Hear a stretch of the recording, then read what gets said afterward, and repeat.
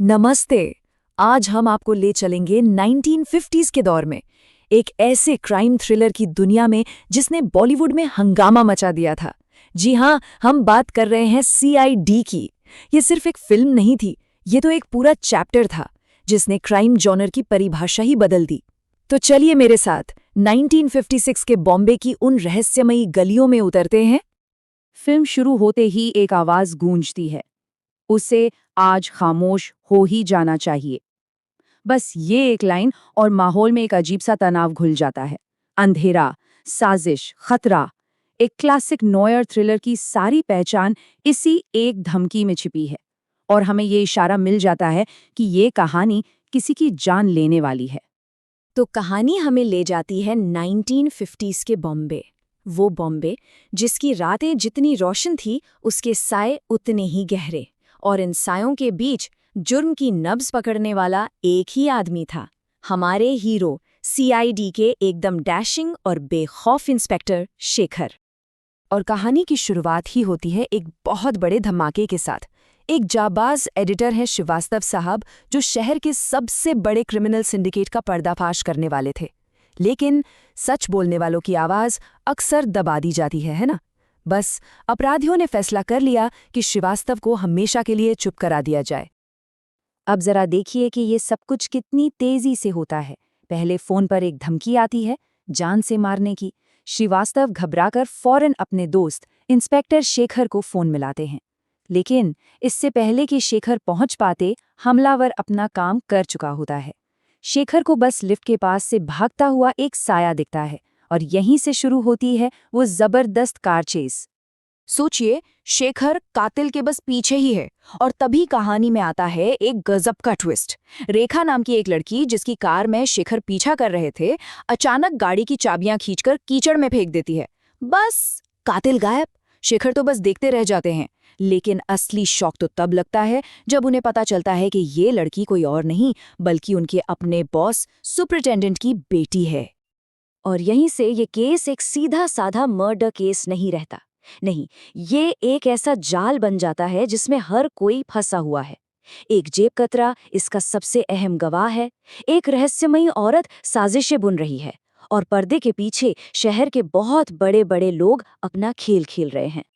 तो अब सीन में एंट्री होती है एक बहुत ही मजेदार कैरेक्टर की, मास्टर।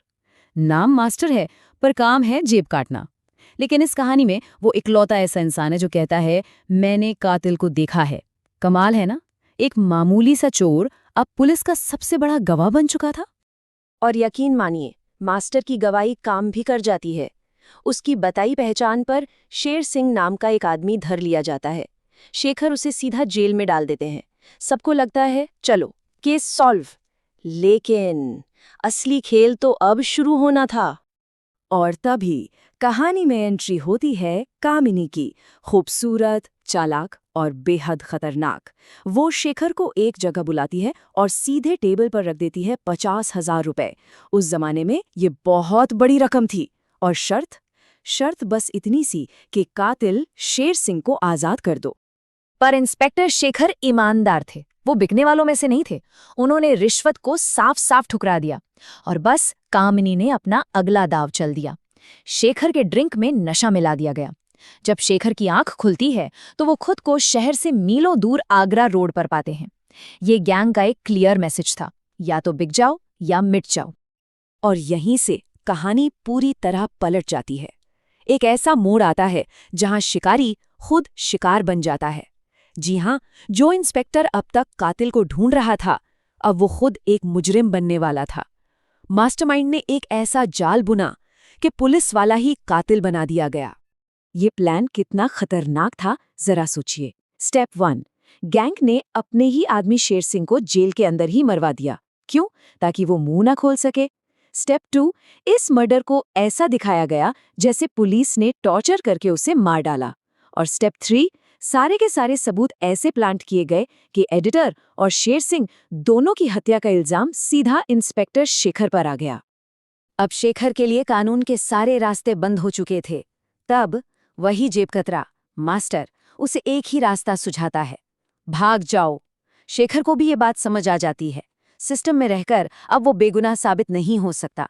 असली कातिल को पकड़ने के लिए उसे खुद कानून के हाथों से भागना पड़ेगा। तो अब शुरू होती है असली रेस, वक्त के खिलाफ।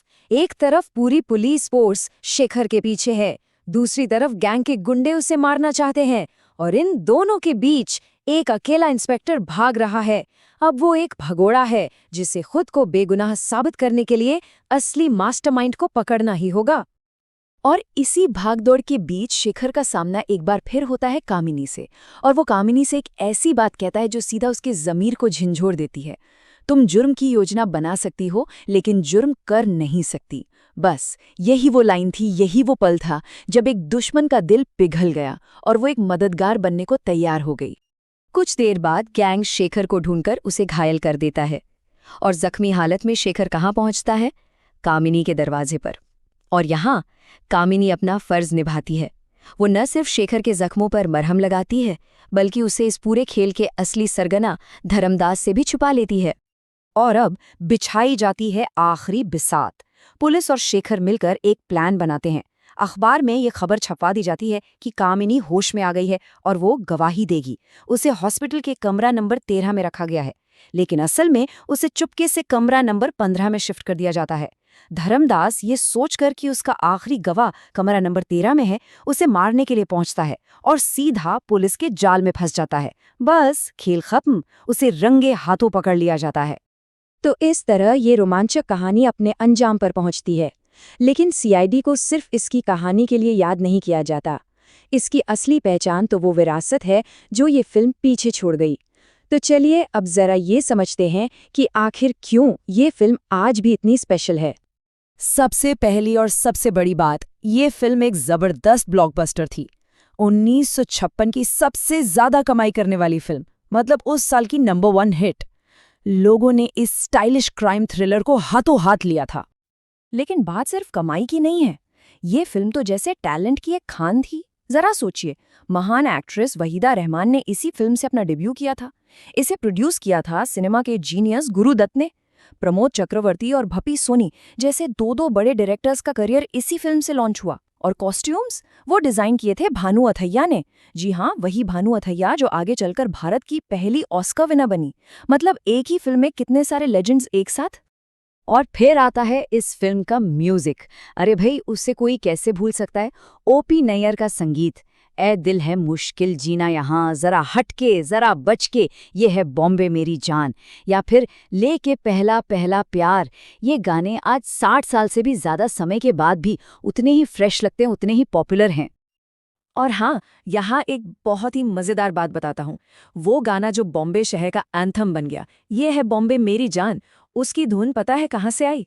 एक पुराने American folk song oh my darling Clementine से। है ना कमाल की बात? तो कुल मिलाकर देखें तो एक डैशिंग हीरो, एक जबरदस्त थ्रिलिंग कहानी और ऐसा म्यूजिक जो आज भी अमर है। इन सब चीजों ने मिलकर सीआईडी को एक ऐसी फिल्म बना दिया जिसने इंडियन सिनेमा में क्राइम थ्रिलर्स के लिए एक नया स्टैंडर्ड सेट कर दिया। और जाते जाते मैं एक सवाल छोड़ना चाहूंगा, सोचिएगा जरूर। आखिर 60 साल से भी ज्यादा पुरानी इस फिल्म में ऐसा क्या जादू है कि आज भी जब हम इसे देखते हैं तो अपनी जगह से हिल नहीं पाते? शायद यही वो बात है जो किसी भी फिल्म को एक टाइमलेस क्लासिक बनाती है।